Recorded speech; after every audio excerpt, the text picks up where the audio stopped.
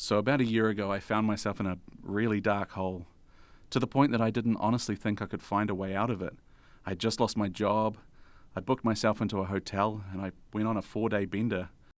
It wasn't until someone rang me up and told me that I was going to leave my kids with a legacy they didn't deserve that I realized it wasn't the way to go.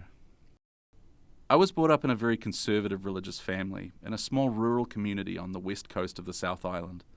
I got married really early, because that is what you did. You got married in order to have sex. I knew I was gay, but I couldn't have told you what it was. At 47, I decided to divorce my wife. I left her and moved to Auckland from Wellington in order to be this fabulous gay person I thought I was going to be. I felt like a kid in a candy store. All of the things I thought I wouldn't be able to do when I was still married suddenly came to fruition. That's when I learnt about chemsex. I can still remember being incredibly fascinated with the idea of constantly having sex all weekend. I thought that I could control it. I thought that it would be something that I could manage. At the beginning it was. I only did it on a few weekends. Then I met my partner and we would do it together, but it was still manageable. At the same time, I was in a job where, over the course of about a year, my boss was constantly telling me that my work wasn't good enough. This coincided with an increase in drug use because when you're high, you don't get reminded you're not good enough, that you're not worth anything. When you're high, there is no judgment. You don't have to think about the fact that you're not paying the rent or that you're using up the rent money to pay for drugs.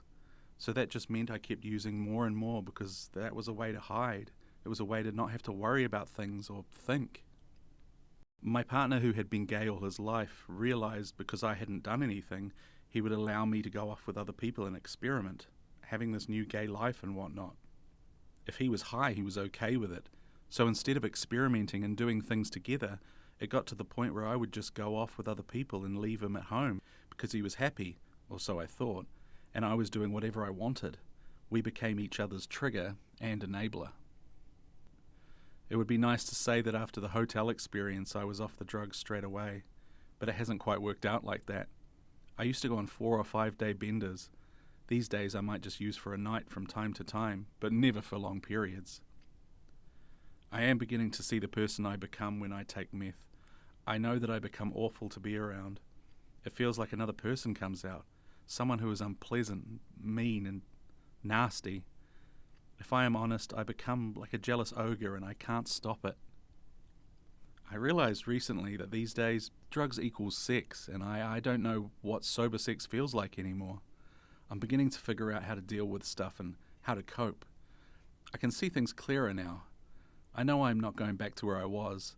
When I say it out loud, it sounds bizarre. Why would I set myself up like that? Those 4 days in the hotel were a moment of awakening. I realized that there is hope, that there are some good things in my life worth living for.